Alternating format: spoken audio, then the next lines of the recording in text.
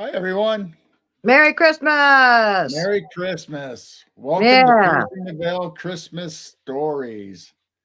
welcome. I've got my Krampus elf ears on. Supposed to be candy canes, but the other night everyone said I looked like Krampus, however you pronounce it. So I'm ready for our Christmas stories tonight. Yeah, tonight we got Dennis Carroll, a well-known author, and he's got his own channel, on YouTube and Facebook. He's hunting the shadows and paranormal point of view. He has several different shows under Dennis Carroll, and you have to check him out. And he's just such a wonderful friend and guest that we have him on, and we're going to be telling Christmas stories from folklore to actual ghost stories. So that I look forward to that. Ooh, get your popcorn. So perfect timing for Christmas Eve and getting Dennis up here and telling some Christmas stories. So we'll go ahead and bring him up, and we'll introduce him. But I think most of you guys already know him. But Yep. he's been around on a lot of shows, and we'll just bring Dennis up. Hi, Dennis. Merry Hi, Christmas. Dennis. Merry Merry Christmas. Thanks for Christmas. All coming. right. Merry Christmas Spooky. Eve. Spooky Christmas Eve tonight. Definitely. Yeah. Yeah. Good to see you both again. I watch your Yeah. show a lot. I'm always Yep, if I don't comment, just remember I'm probably lurking in the shadows somewhere. Okay. in the shadows. You're a lurker. I'm a lurker in the shadows. That's why I tell people I don't only hunt the shadows, I lurk in them too. Okay. Oh my. Anyway. Long So as you we're don't gonna come be visit and work in the shadows. Yeah. I told somebody this the other day. I said, actually, the show is titled Hunting the Shadows, but we don't actually try to catch real shadows here, okay? But that's sort of an anagram on that. That's kind of like trying to catch smoke in a glass or something, you know? But anyway, so we're going to tell some stories tonight, huh? But I'll tell you what, Christmas is a great storytelling time. You remember that song Andy Williams used to do? There'll be scary ghost stories and tales of the Right. glories of Christmas Yeah. long, long ago. That is a big tradition, not only a Gothic tradition, it goes further back than that, than the Victorian era and all that, further back than Charles Dickens and all. But, I was telling this to somebody the other day. What is the most famous, number one most famous ghost story in the world? Christmas Carol. You got it. That's it. That is the Yeah. number one Yep. famous ghost story. It's next to it would be the Headless Horseman of Sleepy Hollow. Okay, that's Oh, very well known. And here's the interesting thing: both of the writers of those stories were good friends. Washington Irving and Charles Dickens were very good friends with each other. And guess who else they were friends with? Edgar Allan Poe, the guy standing behind me with the Christmas hat on. Oh. Yeah, Wow. they were all good friends. That's strange, isn't it? To know that these literary figures, even across the water, across the Atlantic, were friends with each other. But Charles Dickens was such a big fan of Washington Irving. This is what he said. He said, "Hardly a night ever goes by that I do not retire to my bedchamber with a copy of Dickens under my arm." oh, So he was a big fan of Washington Irving, and all that. Um, so it's very interesting the connection they got. But here's the thing about it: Christmas was dying out. Christmas was almost on the way out when Charles Dickens revived it with his little ghost stories, he called it, and he brought it back to life. And we still venerate it today. Look at all of the many different versions of the Christmas Carol and Scrooge that come Yeah. on every year. And we all have our favorites, yep. I like think I James bought C. 2 of them Scott. already this year. I like him.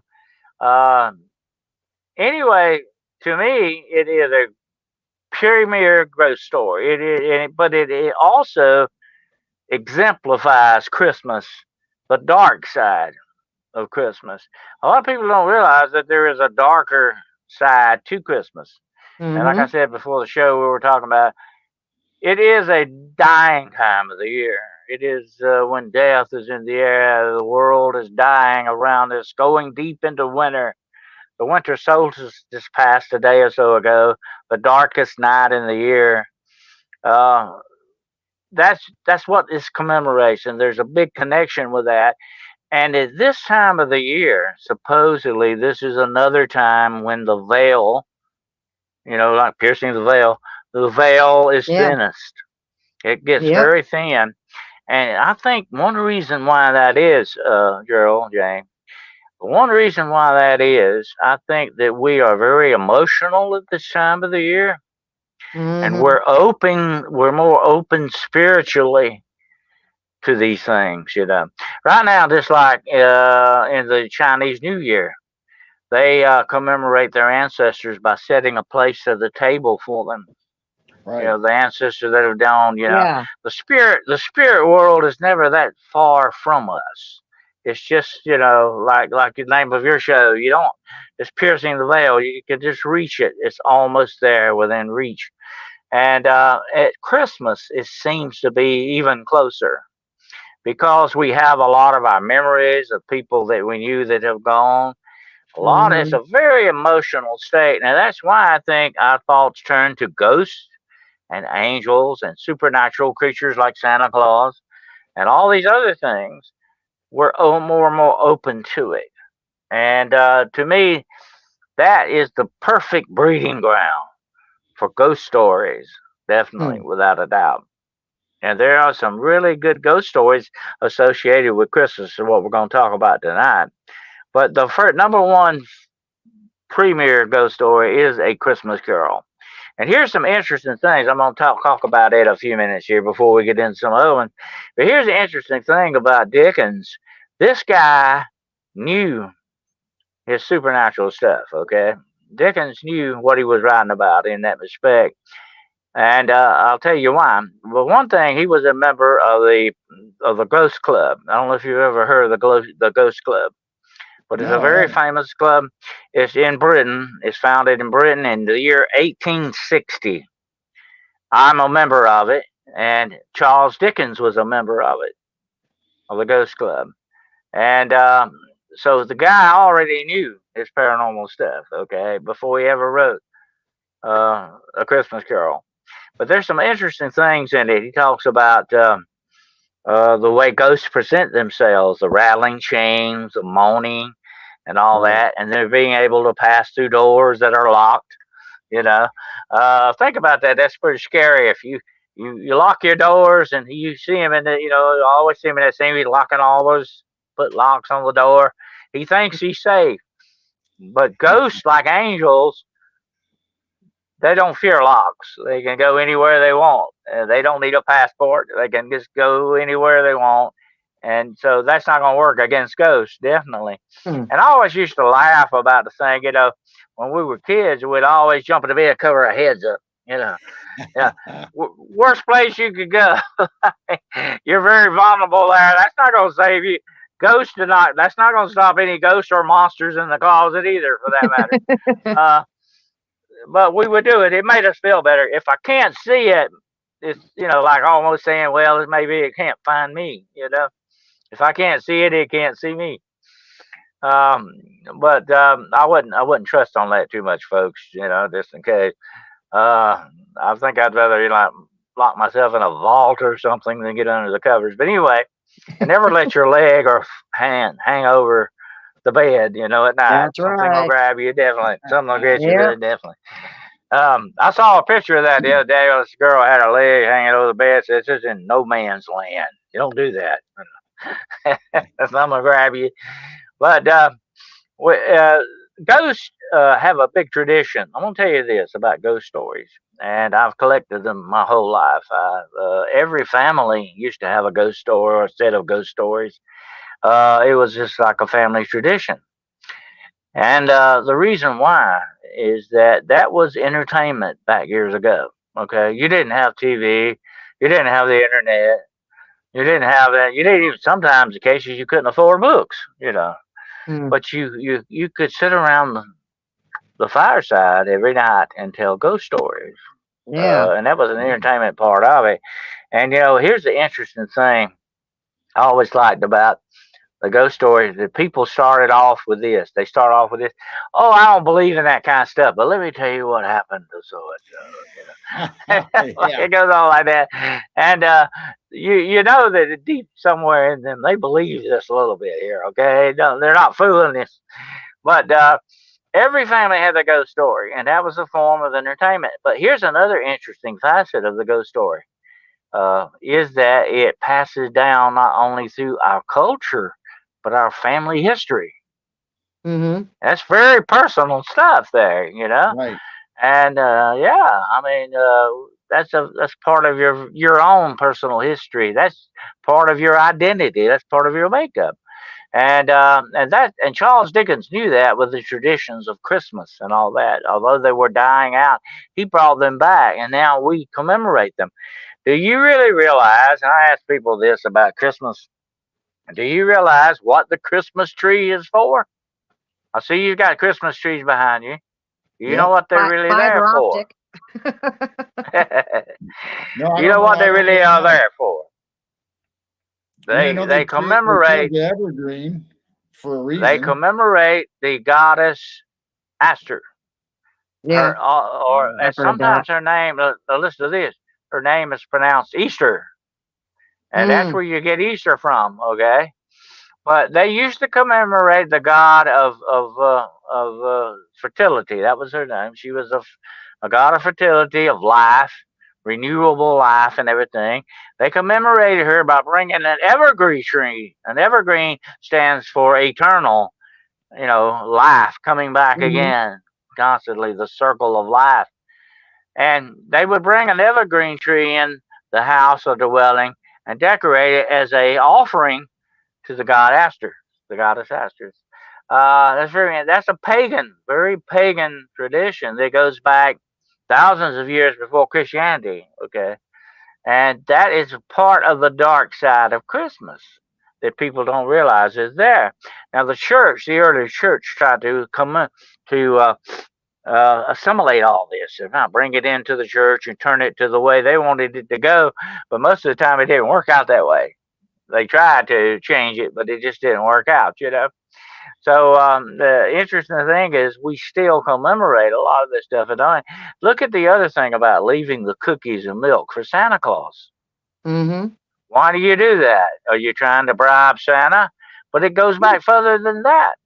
People that believed in fairies and the fae and the goddesses and all that was oftentimes, especially in winter, leave offerings for the gods outside Mm. Oh to yeah. get to stay on their good side. And so you Mm-hmm. still goes on with Santa Claus that way too. Although Santa, the real Santa Claus, Saint Nicholas, is deep in Christianity per se. He is a saint, patron Mm-hmm. saint of children, sailors, and stuff. And he's got a big, I don't know if you know this now, he has a huge church in Italy. And I'm going to tell you something funny about that. When they buried the real true St. Nicholas, he was buried in Turkey. He was Greek, actually. I have a friend in Greece, Ah.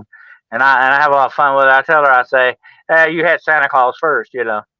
But he was Greek, okay? Santa was Greek, St. Nicholas, and he was a very good man, and he would actually help people. He was very wealthy. He was sort of like the Elon Musk of his day.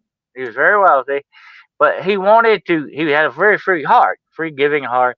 He wanted to share everything he had with the poor. He wanted to help people with his money. He didn't want to hold on to it. He lived very monastically. He was a monk almost like. Had basically the clothes on his back and the staff to walk with. That was it. But he had a lot of money and he used it to help people, which was a good thing. And that's where you get that Santa Claus gift giving thing on there. See, Oh. and there is a story that there was this man who had three daughters, very lovely daughters. And back in the old days, you had daughters, you had to have dowries for them. Right. Dowries. They would take like a cow or a horse with them, where they got hitched or whatever the situation was. But he was so poor, he had no dowries for his daughters. So he was going to sell them into prostitution. Oh He was my. going to sell his Mm. daughters into. Well, St. Nicholas heard about this. And so he snuck out one night and supposedly dropped down their chimney 3 bags of gold, one for each of the daughters. and that kept them from, gave them dowries so they could get married and not Oh, have to become prostitutes. Hmm. And that's where the chimney thing comes in, by the way. And huh. according to the story, when he threw the bags in the chimney, it landed in their stockings hanging by the fireplace, and that's where you get the filling the stockings up thing from Hmm. too as well. So there's a lot of old tradition in that.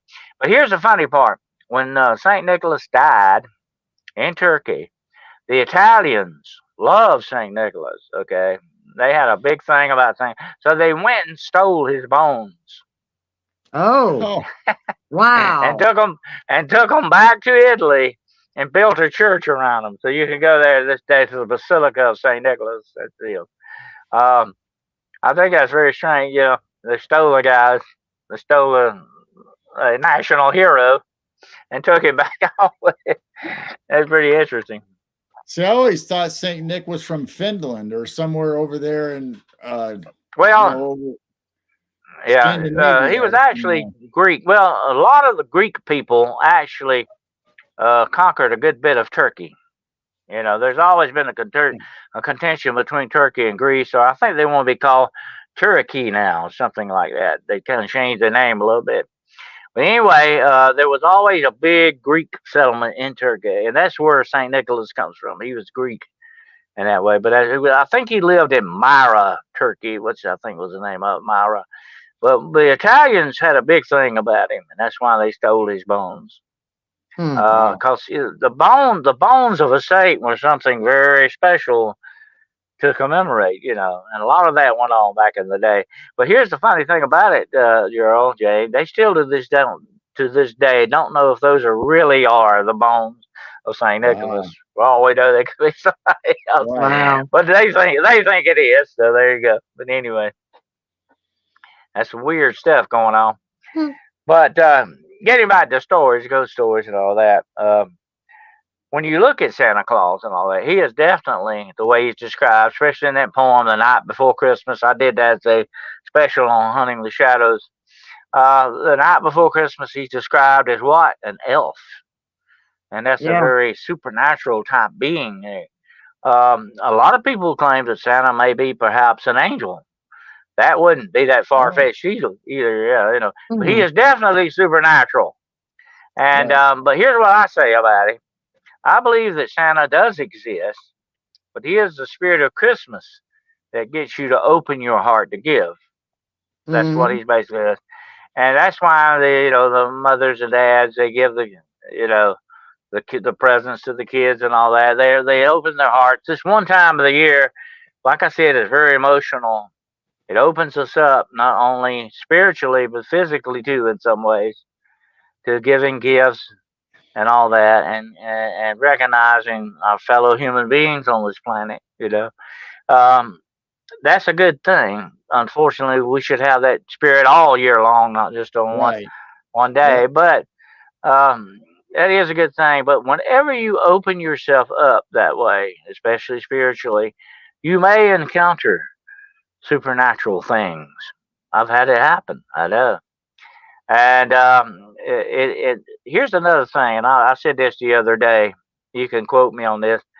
Once the paranormal truly touches you, you really become part of the paranormal in Hmm. a Oh, way. You become part of it.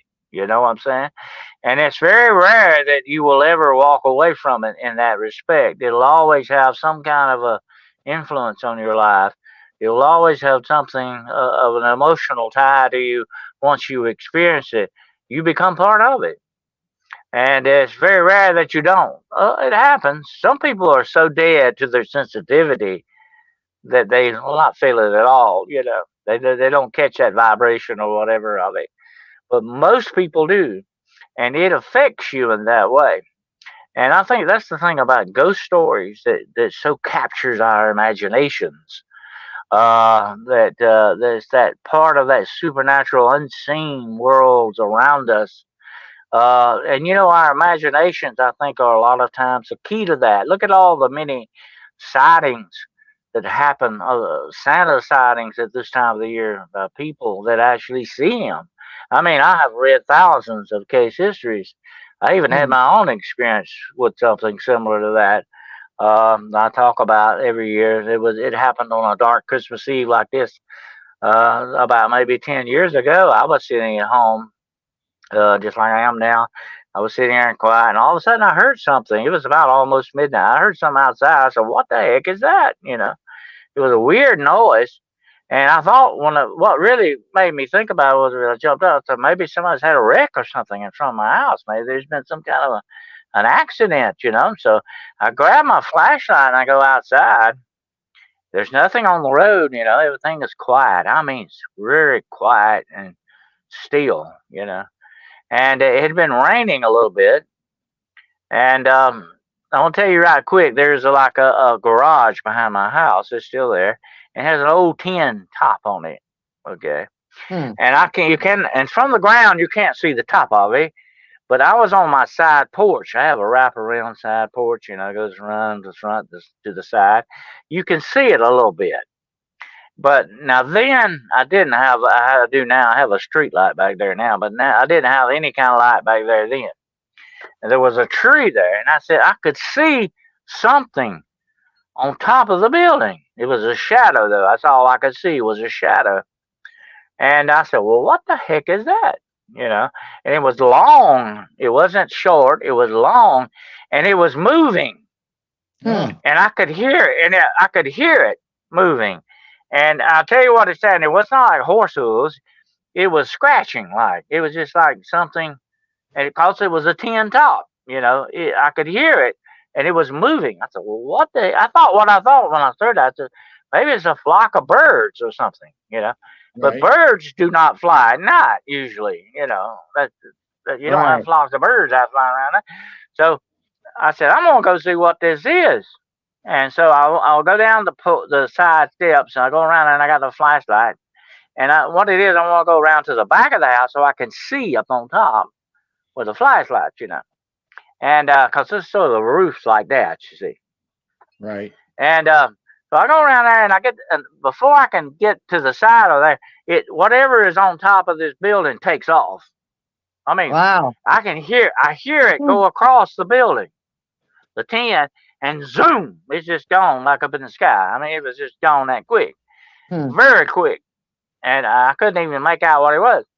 So I said, "What?" I'm sitting there, mouth open. I said, "What was that? Yeah. What the heck was that?"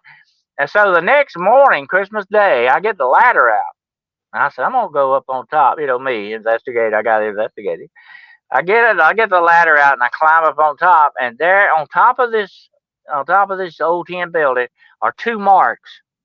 Honest to gosh, look, they would look like the marks a sleigh would make going across it. Wow. I mean, No and hook for marks many though, years, huh? those marks are gone now. Those marks are gone now. But for many years, I would have to look at that and wonder, what did I see that Christmas Eve? You didn't see a Wow. red glow up there, did you? Yeah. I tell you what, there was one thing I failed to mention when it took off. There was just for a moment, and I can't really tell you for sure whether I really saw. There was a flash of red. Ah, Now, what that was, a suit or what? I don't it's know. But that Rudolph. that's my encounter. It was Well, if it Rudolph. wasn't if it wasn't Rudolph, I don't maybe it know, was a or it portal. could be, and I don't know. But Rudolph that was very Israel. strange. Very strange.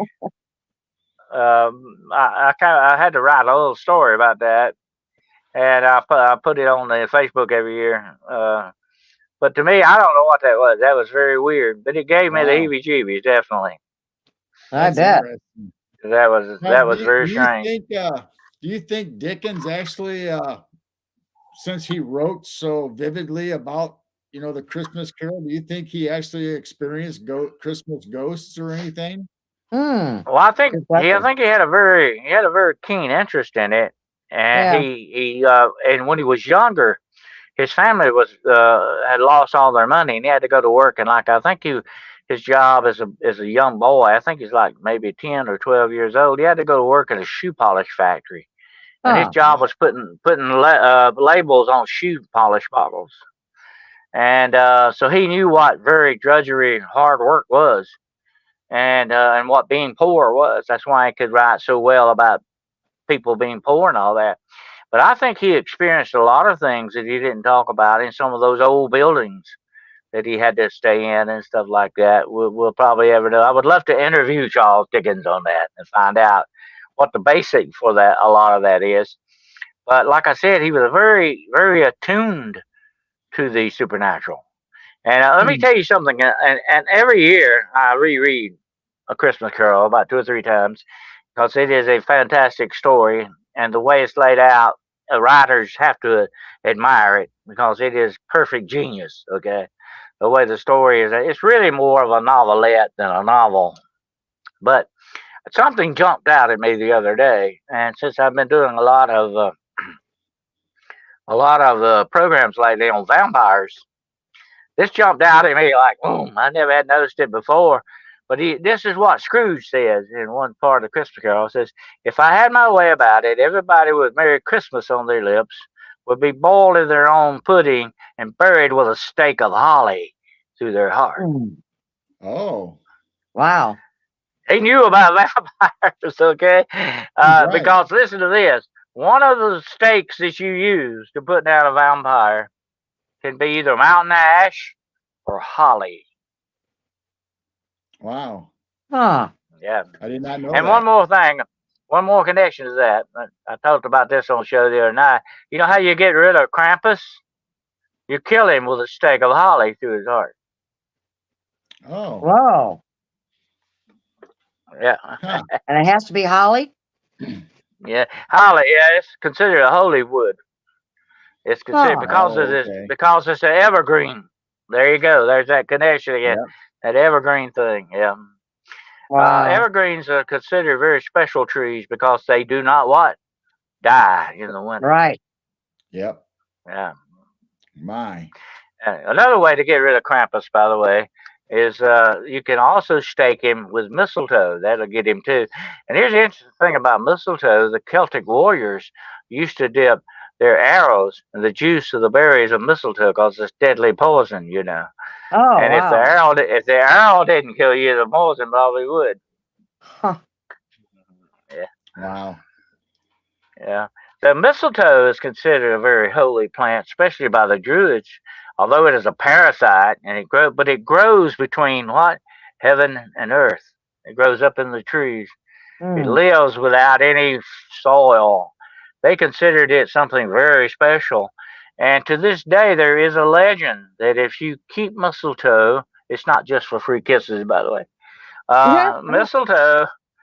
Mistletoe is good to keep over your door to keep evil spirits from entering your house. Hmm. I So what always have Oh, mistletoe 24/7 year round over my doors just in case. what changed at the kissing? Well, in case the pretty girl shows up, it's always there too, the as young a boys backup. changed it. Yeah, there you go. Don't have to Wow. worry about you don't have to worry about finding it. There it is. Always an excuse for a But like I kiss. say, Charles Dickens knew his stuff. That amazed me. I'm going, you know. And there's several other things in the Christmas Carol like that, especially like the ghost with the chains, the moaning. And here's another thing. One thing happens when Scrooge is in the house there, all the bells start ringing. Remember that? Right. Yeah. Yeah. Right. That's another sign of ghost activity. Bell ringing. Um, and let me tell you something that's very connected to the bell ring is the demonic. Demons hate bells. They Yep. don't like bells at all. Yeah. Yep. And here's the interesting thing: when ghosts supposedly appear, bells will ring by themselves. That's where you get that from Scrooge. He knew his stuff. Hmm. He definitely knew what he was talking about. Well, No that's wonder a he was a member strange of the Ghost Club. that's Yeah. a strange comparison. If you take the Christmas Carol where all the bells go off, and then you take Uh-huh. It's a Wonderful Life, and they say every time a bell rings, an angel gets its Who wings. gets his wings? Right. A Yeah. bell, and I have used in a lot of cases of location blessings and stuff. I have used the bell book and the candle, and I have to explain that to you one day how you do that. It's very unique. But that bell when you ring that bell, it gets the attention of a spirit, whether they be good or bad spirits, whatever the case. It gets their attention. And there's also a legend that when you ring the bells, especially church bells, angels pay attention. They listen. Oh, It gets their Hmm. attention. And that's why you got that connection with the wings and the bell thing going on. But I saw a cartoon the other day which showed this angel, at a takeout and getting a plate full of wings. And the guy's ringing a bell, every time a bell rings, an angel gets his wings. Yep. oh, But anyway, man. yeah, I like that one. That But Red Bull. but to this day, why have you ever wondered why certain guys hang little bells on their motorcycles? Don't know. It keeps For protection? the road demons away. It keeps the road demons away. Oh, yeah. Huh. Wow. And there's a legend that the road demons. The reason demons hate bells, they're attracted to it. They're pulled to them, and they can't stand that. Okay. And if you're riding down the road with your motorcycle and your bell's ringing, the road demons go up in the bell and it shakes them off. They fall off, and that's how you get potholes. That's an Well, there must old be a lot of- motorcycle legend. Yeah, There must be a lot of road demons in Illinois then. yeah. That's where the road Yeah. demons are potholes. Definitely, I've run into a lot of demons. I bet. Yeah. But so you got a lot of stuff in a Christmas Carol that jumps out last year like that. It tells you, hey, the guy knew what he was talking about. I like that because the best writers always have to do their research, and we've talked about that with some of the weird stories and movies that come out of Hollywood. But they're doing their research, and they have to go deep in. Sometimes they have very good sources. The true hallmark of a researcher, and I've done a lot of investigative research, 55 plus years now in my lifetime, is your sources. You've got to have good sources and deep rabbit hole sources. That's where you get the real good stuff at, But you got to know how to look for it. It's almost like mining for gold, That's what you're doing. So Charles Dickens knew how to mine for that, definitely without doubt. But there are other ghost stories that he has written. He has actually written other ghost stories, but none could ever touch A Christmas Carol in Yeah. that respect. It's a Yeah. classic. Hmm. But in our culture, we always commemorate ghost stories around Christmas. Like I said, they're family things that they talk about. But now a lot of them have become traditions. That's very much like the Mistletoe Bride, which is a very interesting ghost story that connects with that. And the Mistletoe Bride is very tragic, and it could be. They say some people say this is actual true story. But I'll lay it out for you right quick if you don't know about it. If I don't know if either one of you are familiar with the Mistletoe Bride. I But read just a little bit on it since we Yeah. talked about it through Messenger, but no, go ahead and tell the story. Yeah. Well, it's what it is. It's a famous poem that was written about it. I don't have it with me, but it's a very famous poem. And the story, it tells the story in the poem. But here's how it goes. There was a young couple that had just gotten married, and they got married on Christmas Eve. And the bride, of course, in her bouquet, her bridal bouquet, she had mistletoe and holly and ivy. All this because it was around the Christmas season. And she also wore sort of a crown of mistletoe, on her bridal veil. And she was very young, probably. They married young back in those days. She was probably around 15, 16 years old, something like that. And the man she married was well-to-do. His name was Lord Lovell was his name. And he has a castle. As a matter of fact, in Britain, you supposedly go to where he lived and where this all took place and see Lovell Hall, as it's called. I think it's in around Birmingham or somewhere back up in part of England.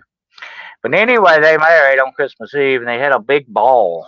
They had a big blowout about it, and a big party. They call it parties. I have to explain to young people a ball is not something you throw. It's a party, okay? Back in those days.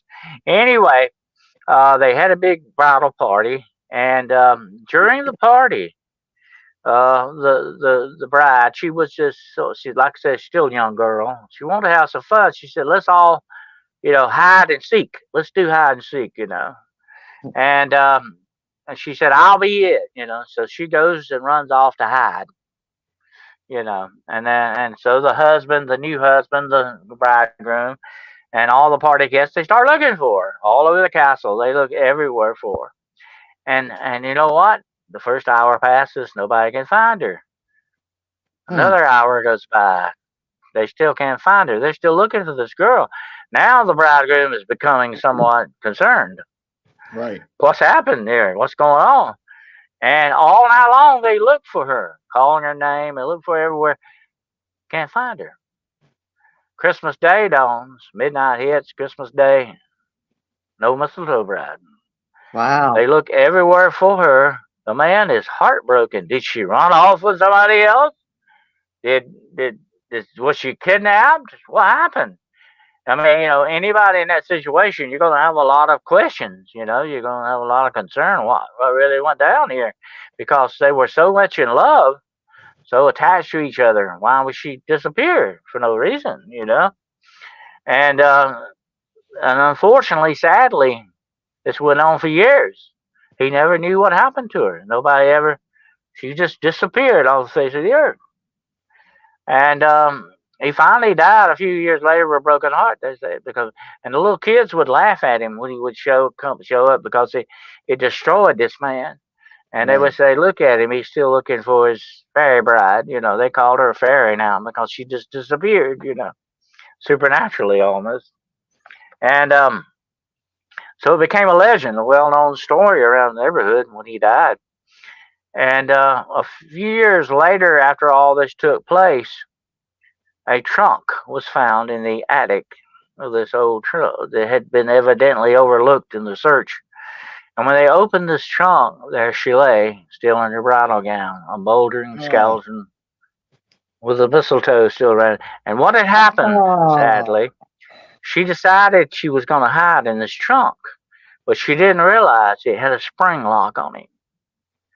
And when she shut the lid, it says in the last stanza of the poem, the trunk shut with a sound of doom, and the bride was encased in her living tomb. Wow. And that's where they found her. And the ghost story to this is, it is said that in Lovell Hall, every midnight of Christmas Eve, she is seen descending the stairs from that attic and going into the hall looking for Lord Lovell, looking for her bridegroom that is passed long away. And they say that every year she gets fainter and fainter, but she disappears at the last stroke of midnight on Christmas Day. And they say that one day maybe they'll meet in the hall, and that'll be the end of the story of the Mistletoe Bride. Oh, wow. I never heard that before. Wow. A very sad ghost story. Yeah. Very interesting. Yeah. Do you think her ghost keeps appearing all the time because she wore that crown of mistletoe? Is that keeping her alive? Well, I think Gerald, what would keep her back is that unfinished business. She's now free from her tomb, but yeah, and looking for a bridegroom.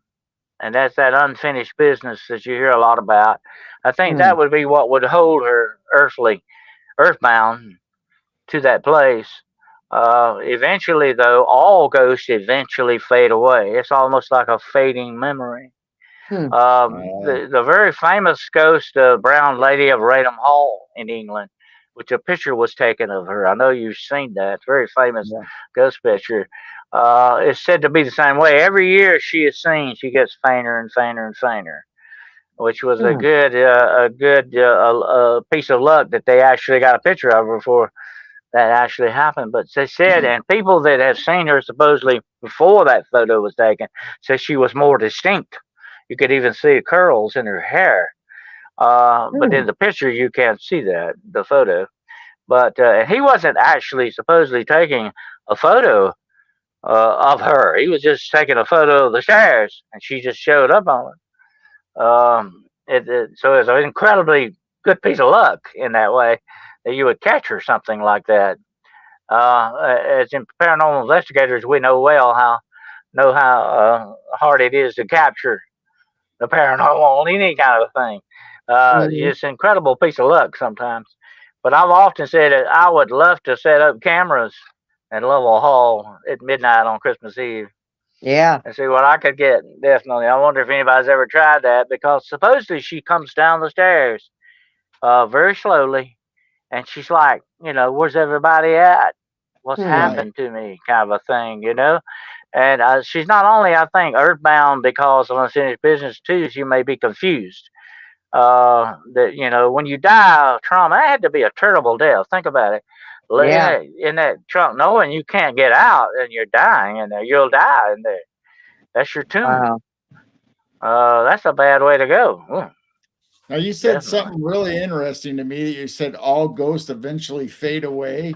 Do you think Uh-huh. they stay or are present because we keep retelling their stories, or we make ghost tours of where they're present? So do you think that keeps them active in our world, or will they eventually fade away if we just quit telling the stories? I think you've got, well, as we all know, you've got two basic kind of ghosts. You have actual ghosts, and then you have what are residual type haunting. Right. And I think some ghosts can eventually become residual type hauntings. They eventually go into the residual, almost like a film playing over and over and over again, kind of thing. But it could be that our imaginations hold them sometimes here. Thinking about them gives them Right. that staying power. And eventually, when people forget about them, maybe they lose that certain amount of power they have Hmm. in that respect. There's a lot of questions there, Gerald, to that. What is going on with it? And I've studied over the years that I think a lot of this has to do with, like you said, our connection to it, Right. connecting with them. And, all human spirits need a certain amount of energy to remain. We've had batteries drain and stuff like that. So I think they need, and I think a lot of our thoughts are putting out some kind of energy too. You know, that's a possibility, definitely. And here's the thing about it: a lot of times, and I've seen this happen with investigators, and why I don't like to tell people, certain things going to happen in a certain area. I go in there and look for it. I let them leave their mind open to it, not put that in their mind, to see it. But a lot of times they think they're going to see something when they go in there. They usually will see something. It's almost Hmm. as if they're causing it Manifesting. to happen. Yeah. Yeah. Manifesting hmm it. Hmm. hmm Yeah. I like the phrase, people use all the time that you're not worth the time and energy. Well, things that we put our energy in, like you said, the ghosts or the spirits, I bet we are sending our energy to them to keep them alive or Mm. keep them Or vibrations reassuring. or Yeah. however you want to call it. Yeah. Hmm. There's something like that going on, definitely. And it could be also, that's what I've said about a lot of these Santa sightings. People may already have that in their imagination. As a child, especially, you grow up with that always in your mind. That's always a very, let's say, big part of your imagination that's in there. And Hmm. maybe something happens to trigger that, and it gives it almost life, like a tulpa or a mind form kind of a thing going on.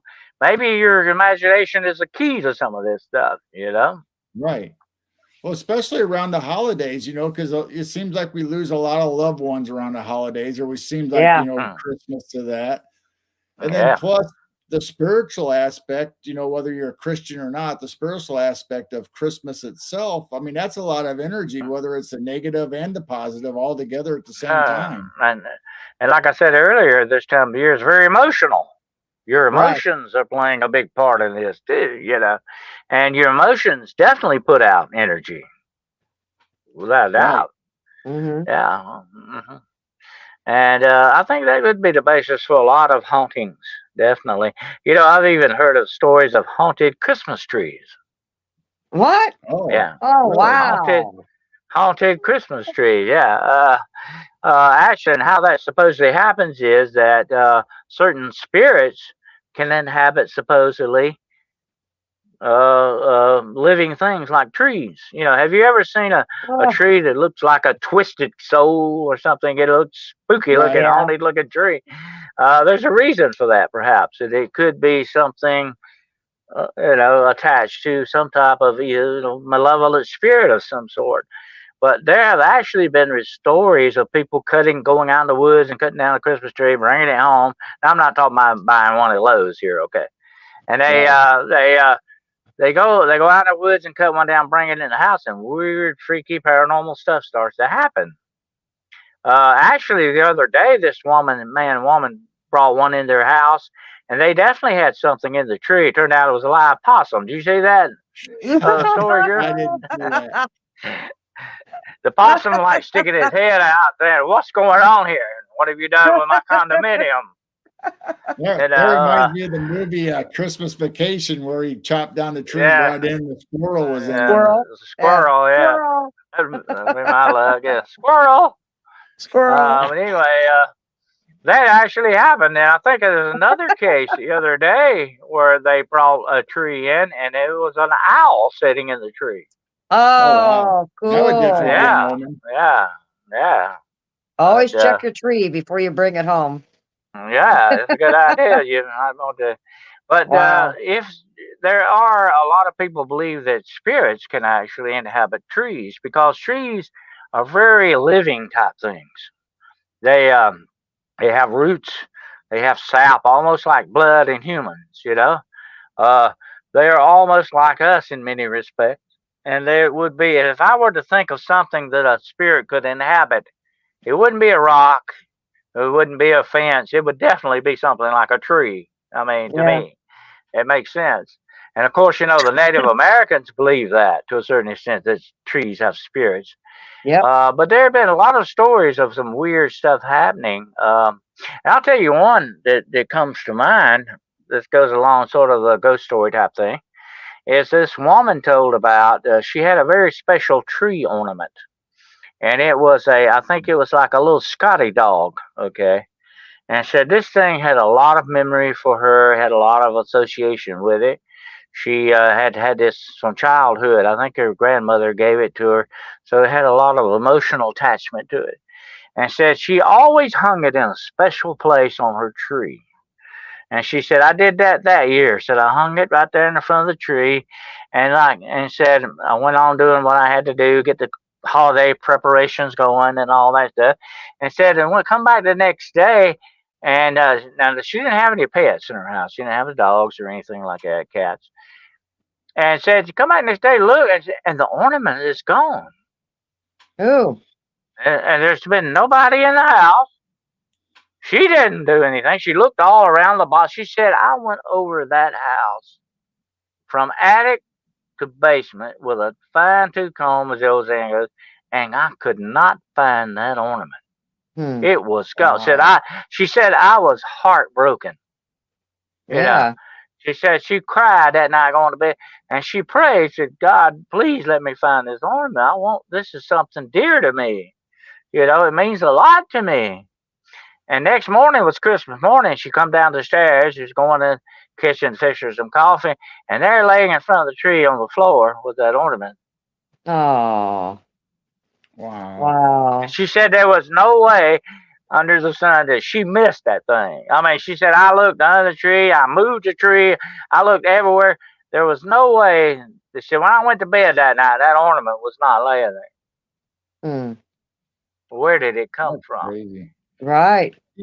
Since Yeah. we've interviewed and talked to a lot of people and watched a lot of shows, we always talk about elementals and tree spirits. Hmm. But here, not too long ago, we actually commissioned a carving from Susan Woodcarver, and Uh-huh. she feels the spirit of the wood that she's carving, and this is what ours looked like when it came to us. Ah, that's very interesting. That looks very much like the Green Man. Guess Green you Man. Oh, hear a lot Huh. about it. The Green Man has a big connection to Christmas, by the way, and Santa Claus. Hmm. The Green Man is the symbol of nature, sort of. Very much like that. It's got mushrooms or something like that Yeah, around yeah, there. mushrooms. mushrooms and There's a fairy house. Yeah. houses and There's stairs going up to a Yeah. door. Yeah. Thank you, Yeah. Susan. I know That Susan's in is the good. chat right now. Thank you, Susan, so much. I love this. That is Yes, some sir. fantastic artwork there, Yes. definitely, without a She doubt. is, she's She amazing. connects with the wood and figures out or gets the essence of what the wood spirit was that was in that Yep. piece of wood that we picked out. And she Well, you've heard carved of into it. nymphs. You've heard of nymphs, wood nymphs. They are Yeah. tree spirits, wood nymphs. That's what they are, Yeah, basically. wood So that's nymphs. what the Yeah. Greeks. Yeah. So you spirits would definitely inhabit trees. I think definitely without doubt. Mm-hmm. So be careful about those Christmas trees out there. Don't bring And those anything tree bad in. huggers. Yeah. Yeah. And make sure there are no possums and owls in there too. And But squirrels. uh, squirrels, yeah. There's a squirrel on my back, is there? Okay. But anyway, so you have a lot of interesting ghost story connections with that. The next one up I was going to talk about is very famous. I'd get her out here. This is her box. It's like a little coffin. Oh, Yeah. Frozen Charlotte. Now Frozen Charlotte. I'm gonna take her out now. Now what shows this Frozen Charlotte is actually she's in her little coffin and she's wrapped up. She's actually a porcelain doll type thing, and she's actually naked. She has no clothes on, but that's okay. She's asexual. She has no parts on her. But so this is not an X-rated show, okay, folks. Okay, but that's Frozen Charlotte, and what she commemorates. I'm gonna tell a story about what she actually commemorates. But she's a collectible, a very well-known collectible throughout the I think the 20th century, definitely, and into our time. She is collectible for the very fact of her very sad story, and oh. and it has a little bit of a ghost story attached to it too. But her story is called "The Corpse That Went to a Party." Oh. The corpse, the corpse that went to a party, and here's the story of Frozen Charlotte. Now this took place about like the 1890s, back in the Victorian era. And they were going to have a big winter ball at this place. And Charlotte was a kind of a frivolous gal, and Charlotte was very beautiful, and she had a boyfriend who was just devoted to her. And Charlotte wanted to, more than anything in the world, go to this winter ball. It was sort of like it's back in the old days, used to say the coming out, when she got of age and all that. Right. And she was like about 16 years old, and she already had a boyfriend. She was wanting to get out in social circles, so to speak. And this ball would be the big height of the season thing. And they used to have a lot, and like I said, this is connected to the dark side of Christmas. They would have a lot of the winter solstice type things.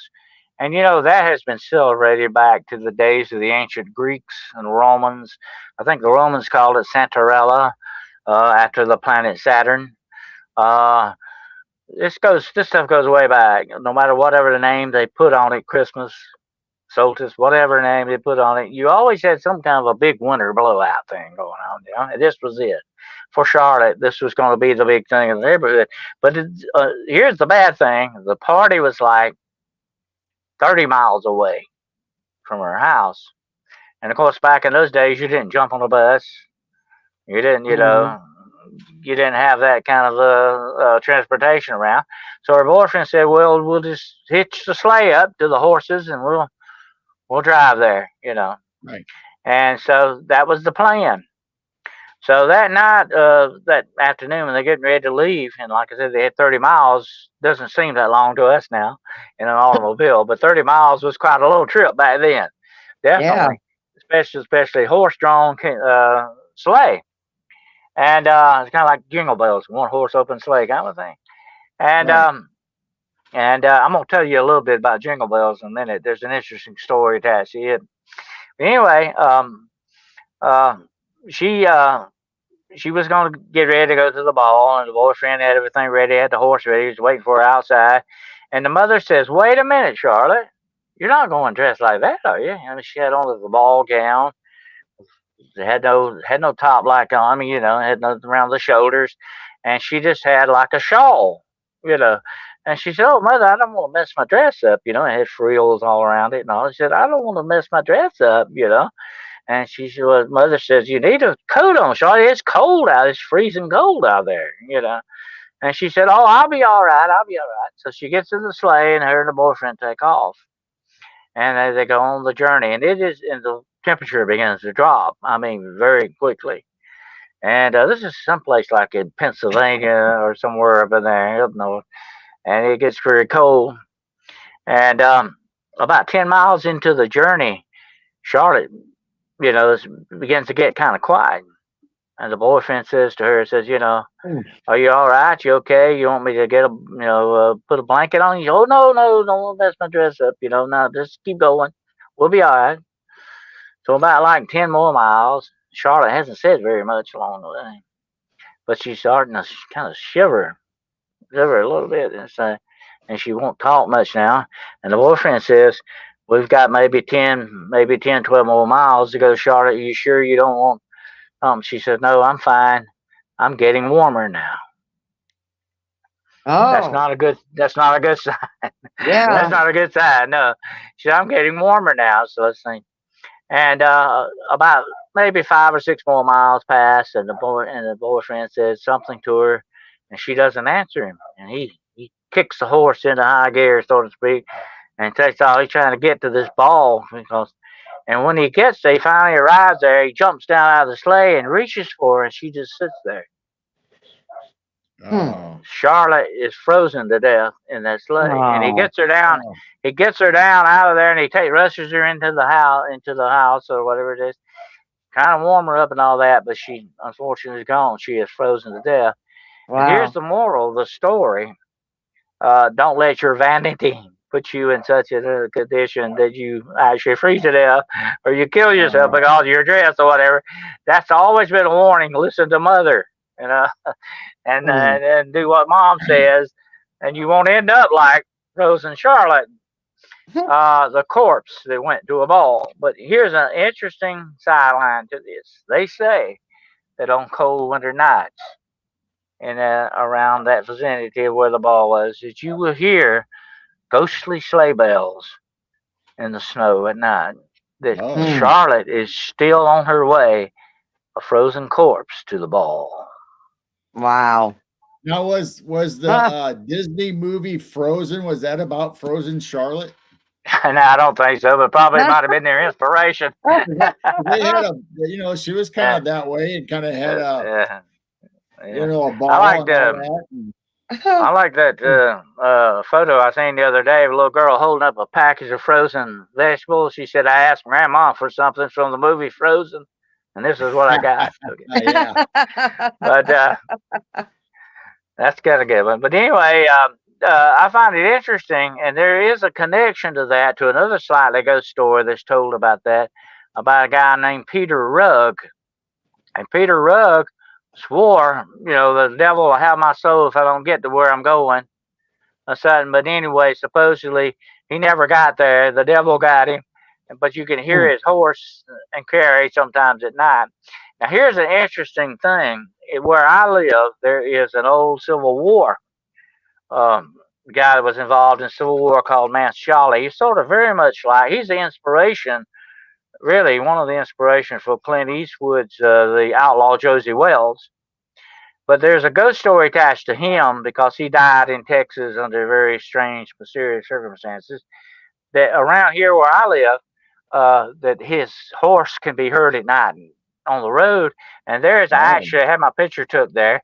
There's actually a Hmm. road named Galloping Ghost Road oh wow. Oh, wow. attached to that. Yeah, so you have a lot of ghosts out there on horses and the carriages and stuff, evidently. But that's a So good one. Frozen what was Charlotte, very your famous. story? What Yeah. was your story But about they Jingle started Bells? to because attached to that story started manufacturing the little frozen Charlotte dolls, and all the little girls wanted one. That was because they were told the story. And here's the interesting thing: you had a statuette, a figure that was attached to a ghost story. That's Hmm. very Wow. strange. Yeah. So you were talking about Jingle Bells. Did you have anything else about them Yeah, besides well, being Jingle on the Bells is very children's play? interesting. The interesting thing about Jingle Bells, it was written by a Confederate cavalry officer. Believe it or not, it was written by a Confederate cavalry officer, and the guy actually he was from North. He was from the North, but he enlisted in the Confederate Army, and became a cavalry officer. But his father was very well off. Anyway, he moved to Georgia and lived in Georgia and became, I think, involved in politics in Georgia, whatever. But he is the guy that wrote Jingle Bells. He Oh, actually wrote the whole song in one time. At one time, he wrote the whole song down. And there is a plaque in Georgia that says, "This is so and so's house. He is the man who wrote Jingle Bells." huh. And here's the weird thing, Gerald. Jingle Bells has no connection to Christmas. You know what it is? It's horse racing. Oh, really? It's kind of like it was their version of drag racing, but with horses and sleighs. So how did it become a Christmas song then? Just because of sleigh Yeah. ride? It was first, I think, song or whatever around Thanksgiving, and it Oh, became sort of a Thanksgiving tradition, but it slowly went into Christmas. That's where you okay. get it. But the tune is so well known all over the world now that it is the number one premier Christmas song out there. Everybody knows it, uh, but everybody knows it was based on horse racing. Okay, that was it. So did horses have and sleighs have bells because of the demon thing again?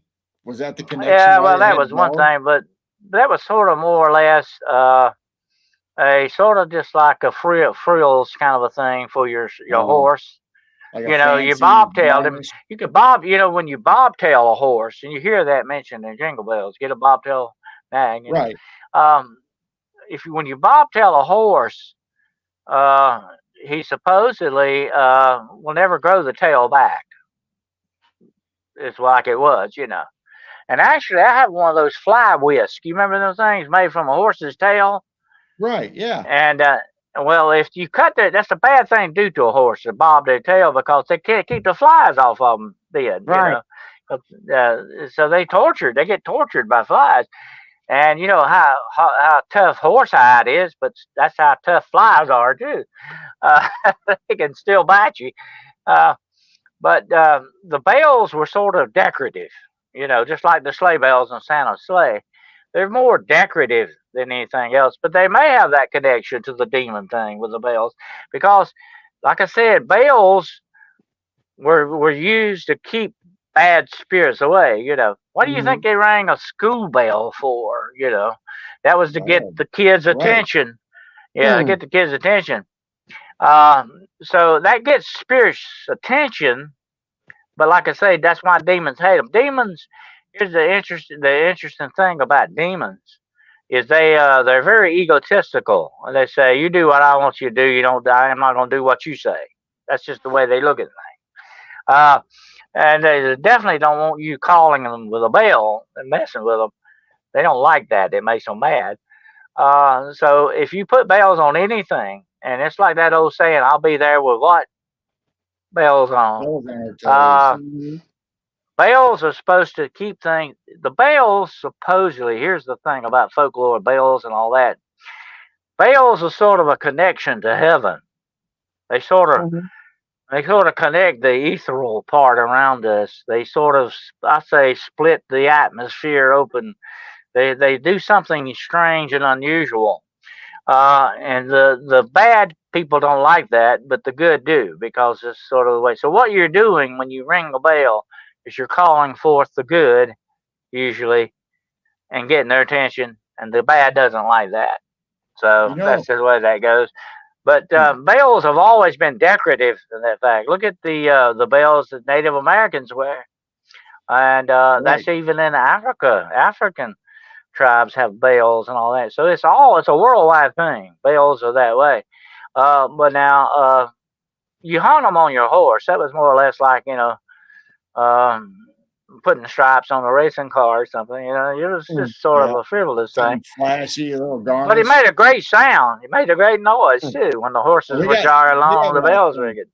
we Yeah, have some sleigh bells upstairs that we hang up we have it up all the time. I They have love the some. sound of sleigh bells. Mhm. I hang them on the door. Yeah, but and another thing, the bells with animals had a very practical thing, Gerald, like cowbells. Yeah, Why did a cow cowbells. have a bell? So you could hear them if they Mhm. wandered off. You could find them. You know, you hear Right. the bells. Yeah, and it's very bad. I don't like to see people do it. Put bells on a cat. Don't do that. Because if that Oh, cat gets out in the wild, it will start it if they can't hunt with a bell on it because it right. scares animals. Yeah. Yeah, So you're you're right. taking Yeah. away, you're taking its ability to survive away from it when you put bells on it. I just thought of something else a little bit ago when you're talking about bells. All of our alarm clocks used to have real bells on them. Do you think we used alarm clocks to Oh, wake us up when we were having demons or bad dreams? That they would wake us yeah. up? Yeah, that would disperse your bad dreams very quickly. Wouldn't it? I've had mine down that way a lot, but Interesting. yeah, Hmm. bells are a very interesting thing, and like I say, and that's what struck me as strange with the Christmas Carol, and all the ghosts show up, the bells start going off. You know, and here's another sign, and I don't think this is mentioned in Christmas Carol, but I tell you, this is a very old superstition of a candle. When a candle flame burns blue, and we're not talking about gas or anything here, we're talking about a candle flame. When it burns blue, that means spirits are around. Even Shakespeare talks about this. Oh, Oh, wow. yeah. I've never heard that. Yeah. Huh. Uh-huh. So there's certain signs when a ghostly manifestation and things begin to happen. Hairs go up on the back of your neck. That's almost as good as an EMF detector in my book. Yeah. Uh, well, Yep. things start happening. Something's going on. And I've often speculated, and I have used a lot of EMF detectors in my time. My favorites are Tri-Field, by the way. If you ever want to get one, Tri-Field's the best in my book. It can even pick up microwaves. It can pick up your cell phone, all kinds of stuff. It's very good. A real, true scientific instrument, by the way. So be very careful with it because of its calibration. But I think that's got a lot to do with it, like we said earlier about the vibrations, the atmosphere, and all that. EMF is electromagnetic field, and if you disturb that Right. field, something is about to happen. What I don't know Mhm. if it's a ghost or what, but something is about to happen. And I've said that many times around portal activity, you picked up on that as well. I have actually been holding a magnet, a, uh, a compass in my hand, and the magnitude of it would start spinning. That's Yep. not good. Something weird's going on in your vicinity, so be careful. But even without these things, you have certain things that happen, like the flame that burns blue, the bells. You have that vibration, that feeling in the air that something definitely is out of the ordinary. Hmm. They actually sell ghost hunting equipment like an EMF meter that actually has a real bell on it now, like a desk clerk bell. Oh, That really? so if the I've EMF is seen one. changed, then it rings the Yeah, bell. yeah, I've seen one Huh. like that. But it has a bell sound too. Some of them have a bell like Hmm. sound to them. I have used bells actually. I have actually hung bells in rooms to see if there would be any kind of a movement on the bell itself. You know, ghosts have been supposedly spirits have been known to do that. To make a bell ding one time or something. And I've actually always put cameras on them to see if something would move them. I've done other stuff like that too. You put a glass of water on the table under a Mhm. camera and watch the water level and see if it does something. Now you don't want anybody walking in the room when you do that Mm. because the floor can you can do that. So you've got to be very careful how you set this stuff up. But you're looking for a reaction out of the ordinary, whatever the case may be. Like people use these cat toys that light up. Some people Yep. use those, Right. and Yeah. all that stuff. So, but I never liked the one with the flashlight where you almost turn it on. I mean, that can go Right. either way. Never. I mean, I've seen that happen where you could just vibrate a little bit and it would flash. It was not very reliable, I don't think, in my book. But anyway, um, but like I say, I used to do a lot of spiritual research with my dog Zach. He's around here somewhere. I don't know where he's at, Hmm. but I could tell when he felt something was out of the ordinary. He was very, Mhm. very sensitive. I want to tell you something about that dog. I walked through a house full of cats with him one night, and he did his job and never paid attention to one single cat in the house. He walked through the whole house doing his job like a trooper. He was very sensitive and could pick up on things. And when he wouldn't go into a room, you knew Oh something yeah. was going on. Yeah, Yep. I had that happen Mhm. several times. I We've think it got was a barn one time. There was a barn. I think I told you about this one time before, Gerald. This barn was supposedly haunted. He would not go in that barn. He would follow me through Oh, anywhere. wow. He would not. He would not go in that barn. So later on, we did a session in that barn, and we got a EVP. And the question was, "Are you with us?" Hmm. And the answer, we got a reply in one word: "Well." And I come to find out later on, I asked that woman, I said, "Have you got an old whale around here somewhere or something, you know?" Because we kept getting this reply. And she said, "No, oh, yeah, there is one in the barn." oh. Oh, wow. Wow. Yeah. I would love to have excavated that whale. I was no telling what was in it. But anyway, I have a Now what was question in the about whale? bells. our cats will Hmm? look up at the ceiling, and once in a while their fur will kind of get all ruffled on their back. So they're up there staring at something or over in the corner or whatever, and we'll look and there's nothing there. I mean, so I don't know what they're seeing. They're seeing something, Well, but they can see better. They can see the spectrum better than we can. Mhm. Girl. Oh yeah, 100 times better. It's even said that dogs can probably smell and color. Think about that. Oh, smell and color. interesting. The Wow. color. Wow. I have seen dogs. I have seen police dogs go through airports and pick out somebody with a bag of marijuana in their back pocket. Okay, I mean, them Mhm. crowds of people, or if they can do that, they can do anything. We They are have remarkable animals. Remarkable. Our dog is a squirrel dog from the Appalachians, that area, Uh, and mhm, it smells everything. I mean, when I bring in packages or mail mhm. from outside, it'll sit there and smell every inch of that package and Oh stuff. yeah. If Hey, it's hey, out here's in the another thing. backyard, You if it's don't out in the ever want backyard tied your up, Dennis, you our don't ever dog's want tied your up in the dog. backyard, it'll Uh, smell people oh yeah. walking down in front of our house down Oh the yeah. road. That's why they smell each other all the time too. But they recognize you by smell. Yeah. They really do. More than you speaking or anything. I'll tell you a little joke about that in a minute. But even, listen to this: a dog, and I've seen this happen. I've seen a police dog jump over the top of a police car and drag a guy out of another car, just Wow. better than you and I could do that, okay, without ever Right. breaking blood on this guy, okay. I mean, this was a good dog. This is remarkable what they can do. But the interesting thing about that, I'll tell you my quick joke. How it goes.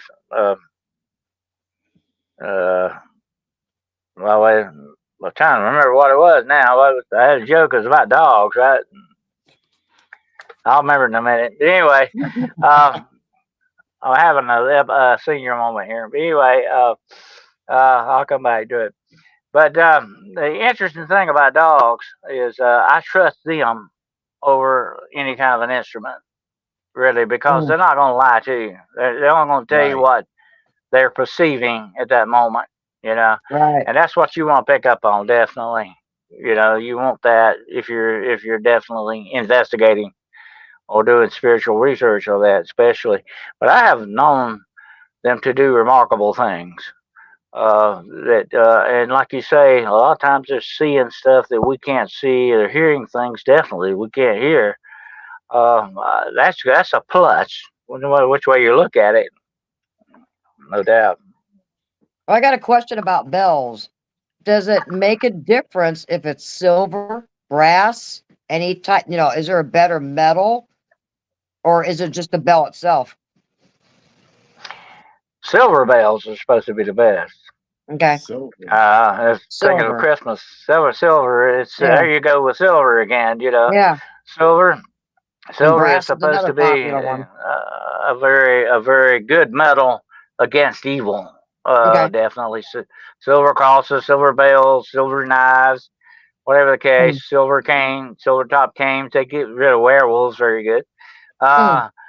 So yeah, silver is it, and gold is too. Though gold is that, but gold was so precious. The people could afford silver more so than gold, and I think that's one reason why silver has such a good name because Mm. it's more affordable to have. But the interesting properties of silver versus gold will tarnish.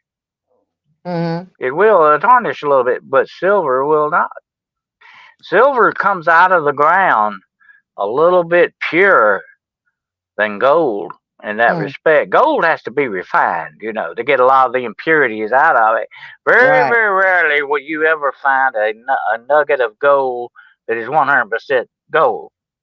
right. But most of the time, you will find 100% silver. That's just the way the Mm. mineral itself is. And that's what makes it supposed to be pure. This purity is supposed to be almost holy like in that respect because it doesn't need to be refined. Mm. Yep. Silver bullets, are not just for the Yeah. Lone Ranger. Okay. Wow. Send me silver Well, bullets, people. Okay, just in case I need you. we're at 17 after. We're at an hour and 17 minutes. So do you got one more story about angels or anything you want to tell? Then we'll Yeah, because well, I know you have a I show got. to do later. I'll leave you with a good little angel story. Since I was talking about angels the other night, I've done about 3 shows so far on angels. This is a good one. It's one of my favorites, and it is a true story. It's nothing made up. And when you talk about angels, angels are another kind of a spirit that is prevalent this time of the year, and we're more open to Mm-hmm. that.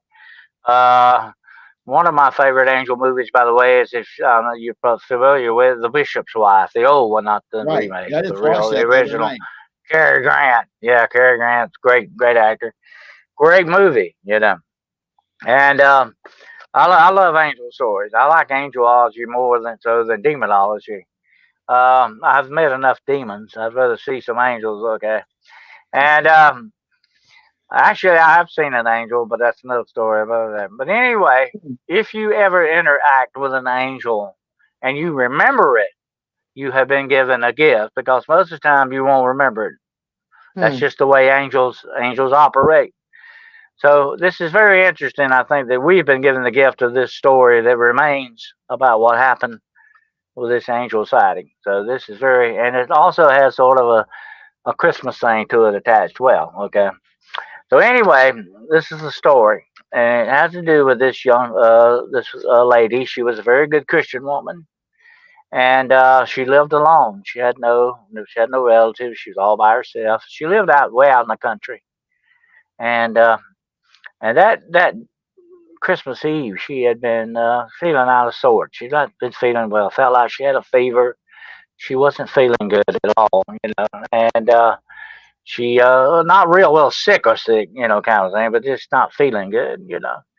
And she was very worried though. I think that had a lot to do with what it was. What it was, she lived like some of us do, paycheck to paycheck.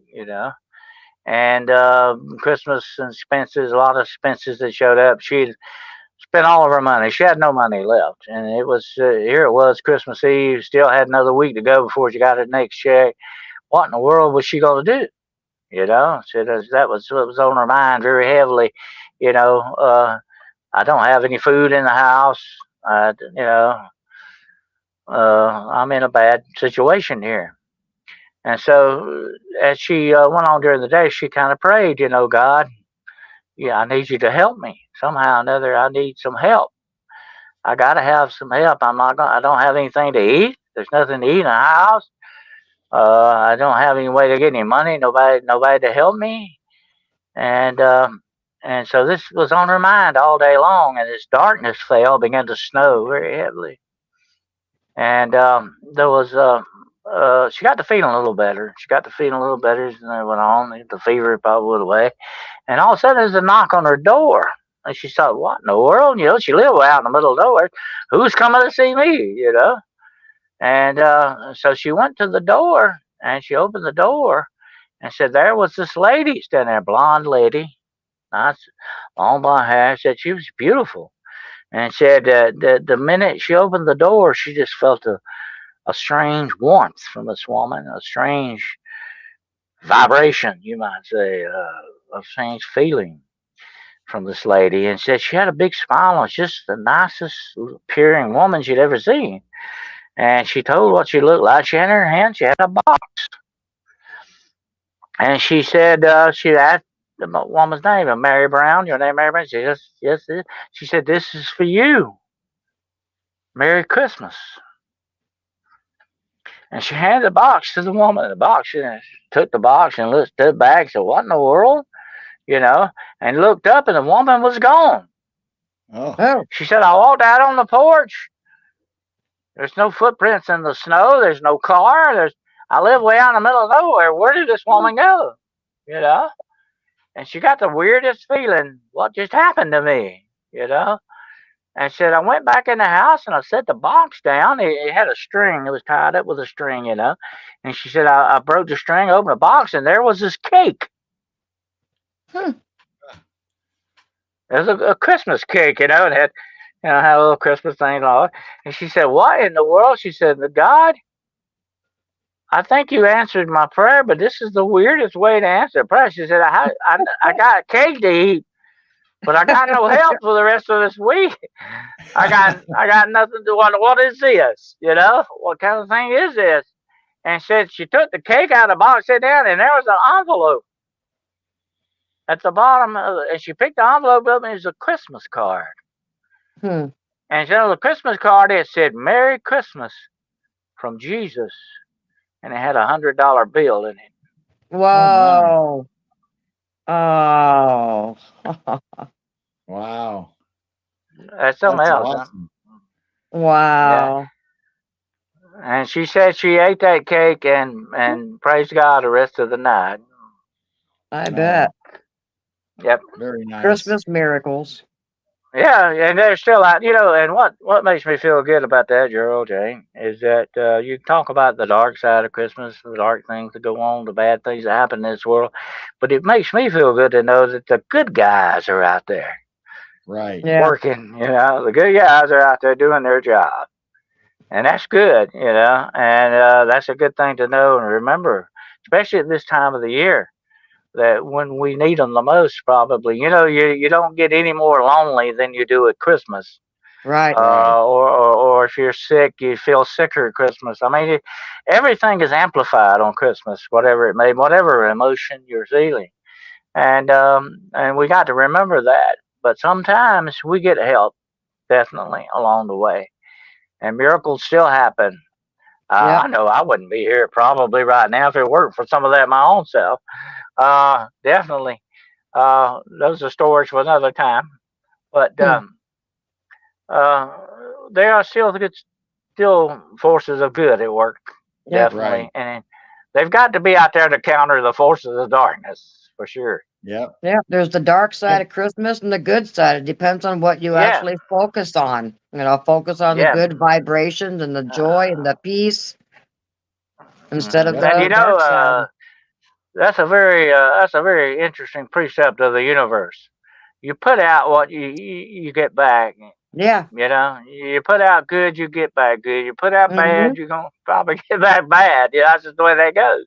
Yeah. And I've talked to that a lot of people all over the world about that. It's how you take it, it's your attitude, it's what you want in your life. If you live a certain way, you got nobody to blame but yourself. If things are not working out right, usually it's how you approach it. And if you put out good, you're gonna get back good. Yep. Yep. Yeah. That's what we say all the time Christmas about doing Christmas something is, nice for somebody and show some kindness to somebody. Mm-hmm. Spread the love. Absolutely. It's not worth feeding the energy to the dark side. You're just, you're feeding to it. You're That's better off exactly focusing on the right. good. It's like a monster. The more you feed it, the bigger it gets. Yeah. So don't do Yeah. that. Don't feed it. Or as we used to say in law enforcement, bad enough to get shot at. Worse when you gave them the bullets. Don't give them any ammunition. Right. Yeah. Definitely. Don't keep Well, adding the Dennis, I log to think the fire. we're about Yep. done for the night. Why don't you tell everybody you're going to be on another show right after this one? So tell everybody where they can find you. Yeah, and let's see, we're about 30 minutes. Yeah, I'm gonna Yep, be 30 doing minutes. demonology today actually tonight, and that will be at 9 o'clock p.m. with Grizzly Chris on the Grizzly Chris YouTube channel. Grizzly on And the front. yeah, it's gonna be a very interesting Christmas show tonight. I'm gonna be doing. You might want to tune in and listen to it. I've got a very interesting Christmas story to tell on that tonight, and it's called "The Greatest Gift of All." We'll be talking about that, and that's at 9 o'clock. And then Wednesday night at 9 o'clock, we'll be hunting the shadows. That's my regular podcast, and then also I've finally taken my Friday night 8 o'clock p.m. Eastern Standard Time podcast, Paranormal Point of View. I'm taking it weekly now. I was doing it bi-weekly, but I'm gonna be doing it weekly now. Good. So it'll be every Friday night at 8 o'clock. We'll be doing Paranormal Point of View. Actually, for the Christmas season, I've been doing a lot of movie reviews, and interesting Christmas movies out there, definitely. But it's been fun. But I do only not just movie reviews, stuff like that, but we talk about articles, stuff like that, or whatever. It's just sort of what I like about Paranormal Point of View. It's sort of an open thing, open forum kind of thing, and it's always good. And I like the feedback I get back from the people that listen, Yeah. So it's a good connection. We have our shows on almost every night you do. We have ours on Wednesday night after you have yours. We have a chat night with everybody, the Night Owl Lounge. And obviously tonight, we always have our Sunday guest shows, Piercing the Veil, and then you're on after us. So we might have to add a Friday show so we're in sync with each other still. Yeah. We got that down just right, Gerald. Yeah. Yeah. Well, that's what I told somebody the other day. No matter what you do, you're eventually going to have a conflict there. But here's the good thing. All this stuff can be rewatched. That's a good thing. If they miss it, they can go back and watch it. So that's why I keep telling people, hey, keep checking my playlist out, okay? Because I'll put this in my playlist. I'll put every bit of that in the playlist. That's a good thing for people to find. That helps people find and go through it. And I've had a lot of comments on people coming back later and say, hey, I really enjoyed your show. I have to remember, what was that one about? Yeah. And so you get a lot of good feedback that way. So that's okay too. To me, I mean, either live or later on. It's good either way. Yeah. Well, don't go anywhere, Dennis. Just stay right there. We're just going to say goodbye to everybody in chat, and we'll just end this show now. I think we ended on a good positive point. And so we love everybody in chat. Thank you so much for coming here. I know Dennis appreciates you being here, listening to him. He loves you all too. And be kind to others and do something nice for somebody over the holidays here coming up. Yes. Yeah, absolutely. And thank you all for showing up. And we had a really good crowd tonight. Wish everyone a Merry Christmas. And we may pop on tonight or tomorrow. We don't know. We might have to hunt for Santa tonight. We might have to do a Santa tracking or something. Yeah. So we might pop on, we might not. But thank you so much for joining us. And everyone have a wonderful day tomorrow. And we will see you either tonight, tomorrow, or Wednesday night for our Night Owl Lounge. So right after this, make sure you go to Grizzly Chris's. Which is Grizzly on the Hunt? Is that the actual name? I think that's it. Grizzly on the Hunt. Grizzly on the Hunt. On Demonology Today. Type in Demonology Today, and that'll take you straight to it, hopefully. All right. go to Dennis's channel, Hunting the Shadows on YouTube, and make sure you like and subscribe to his channel. Yeah. Please. All right, everybody. All right. Merry Christmas. Merry Christmas. Love you.